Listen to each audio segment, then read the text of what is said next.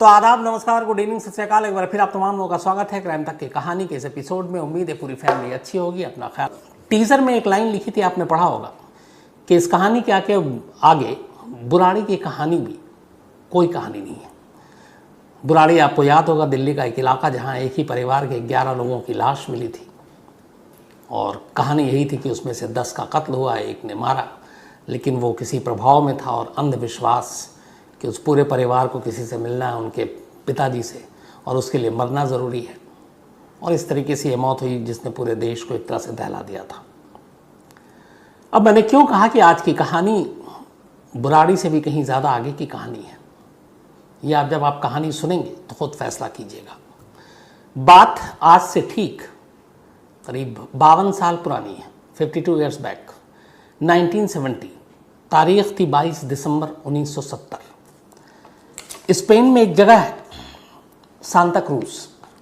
इस Santa cruise इलाके में, स्पेन में, एक डॉक्टर साहब रहा करते थे। इनका नाम था डॉक्टर वॉल्टर ट्रैंकलर।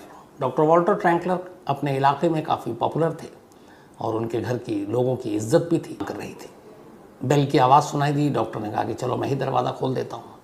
वो जाते हैं और दरवाज़ा खोलते हैं। दरवाजे के बाहर 2 लोग खड़े हुए थे।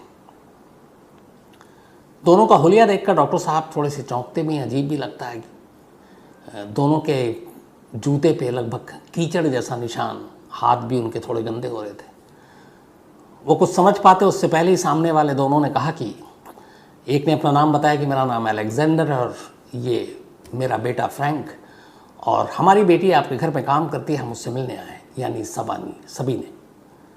अब ये क्लियर हो गया कि ये दोनों सबीने के बाप और भाई हैं। डॉक्टर ट्रैंकलर ने कहा ठीक है। अब ये भी देख रहे हैं कि दोनों के जूते गंदे हो रहे हैं, उस पर कीचड़ लगा हुआ, घर के अंदर बुलाऊं घर ख़राब हो जाए, तो इसलिए उन्होंने आवाज़ दी सबीने को और वो वहीं खड़े हुए थे।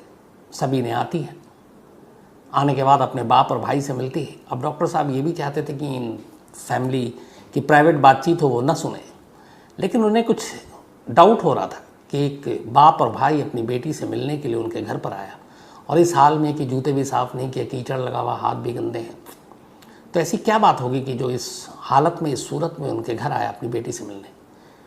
ये सोचकर उनके मन में एक जिज्ञासा जागी और वो थोड़ी दूरी पर चले गए, एक दीवार की आड़ में खड़े हो गए, ये जानने के लिए कि ये दोनों, जो उनके घर में मेड है काम करती है, उससे क्या बात करने के लिए आए। इसके बाद जो अगली लाइन सुनी डॉक्टर ने, उनके पैरों तले ज़मीन खिसक गई। एक पल को उनका हार्ट बीट जो है वो पता नहीं कितनी तेज़ी से भागने लगा।